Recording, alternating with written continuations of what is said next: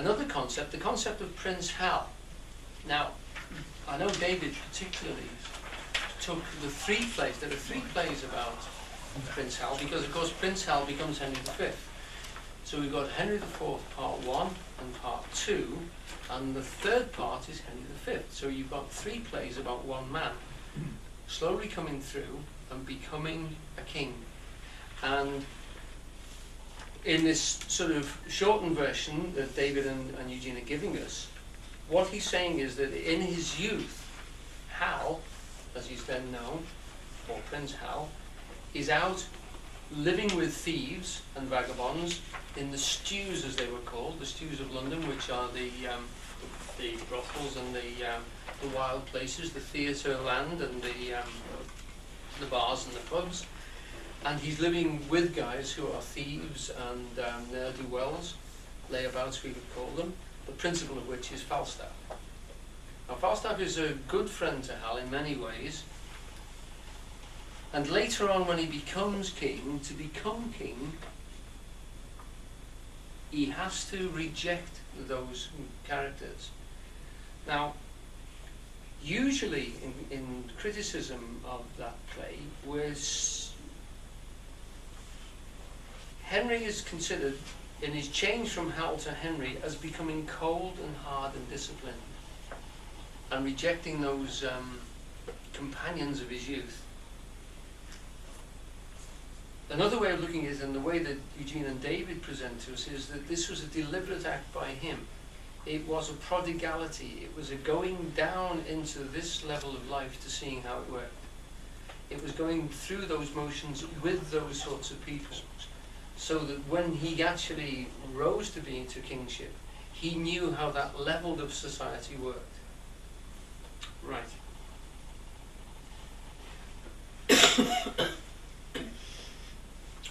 Yeah, if we look at the bottom of page 20, you said we only got to 21 last time. Yeah. Right, well we're actually on new stuff now. Hooray! So we're actually beginning from where we should be. Alan, could you do see how yon justice rails upon yon simple thief? Yep. That's from King Lear, yeah?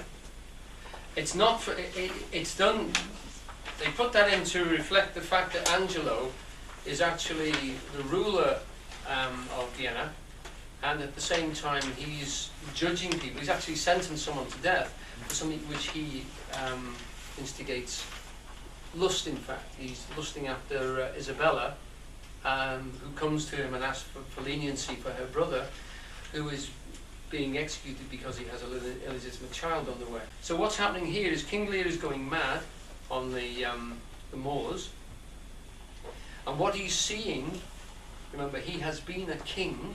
He's now in a situation of being completely, it's called by Shakespeare, unaccommodated. His daughters have slowly divested him of all his authority and all. What happens is he's got three daughters. He asks them to tell him how much they love him, and judging by how much they love him, he's going to apportion out his kingdom. One of them says she loves him as much as is actually possible, so he gives her a big chunk, actually a third.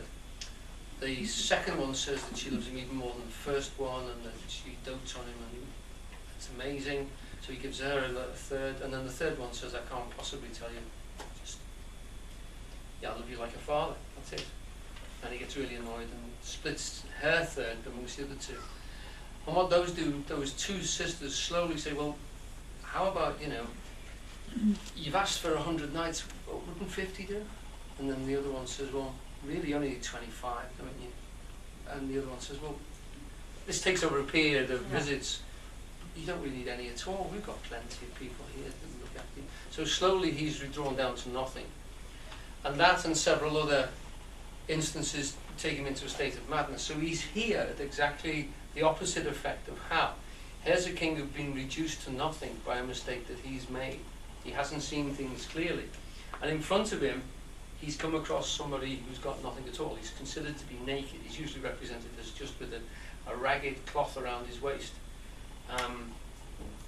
And so he's so taken with the fact that a human being can live in a state on a moor, in a storm, with no clothes, no food, nothing at all, totally empty. This is what a human being looks like when they have nothing. That's without any, not only any ceremony and any raiment and any entourage, without a horse or even a house. This is somebody who hasn't even got clothes.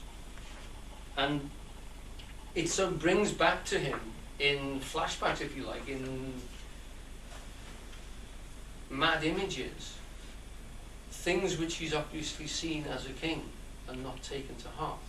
He's never been able to come up against the fact that that a human being is literally what he is being reduced to, because he's also on the moor, and he's only got the clothes he stands up in.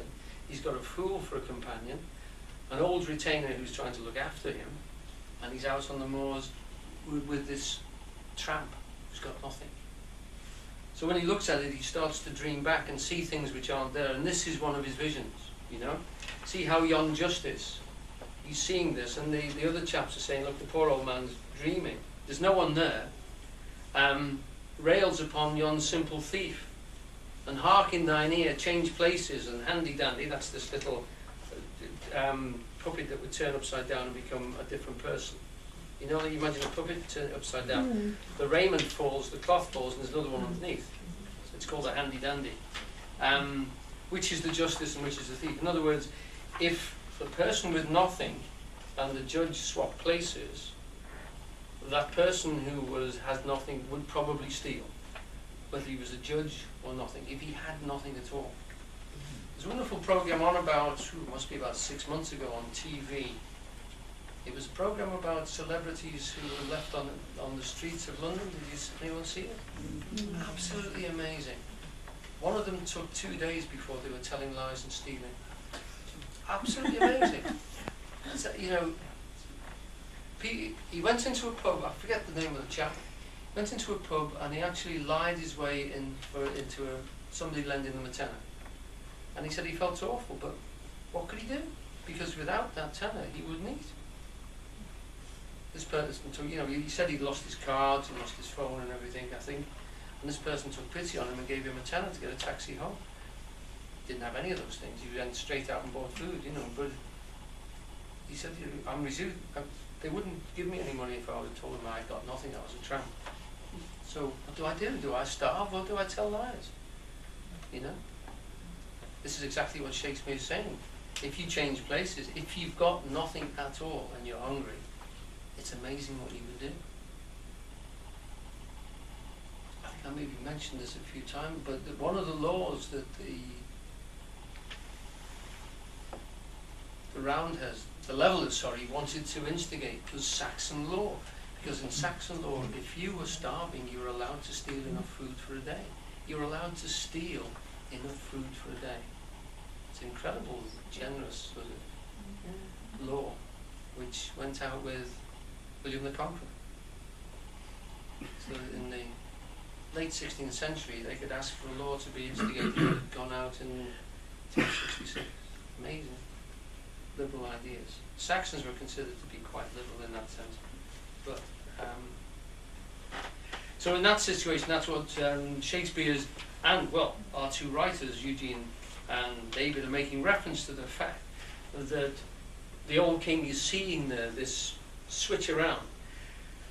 Because Hal has noticed that these people, although they're relatively good companions to him in his youth, he notices that with Falstaff, that he would be a brutal king, he would be a brutal leader. There are one or two references, I think it's, yes, we're going to come into that. So, I'm not going to tell you just yet, we'll come across it in a few minutes. Okay? It's to do with the authority and the fact that you have to yoke your intentions, you have to measure yourself and be able to balance yourself in terms of measuring your idleness, your pleasure seeking and your ease, to be able to reach the the level, the hierarchical structure inside of yourself.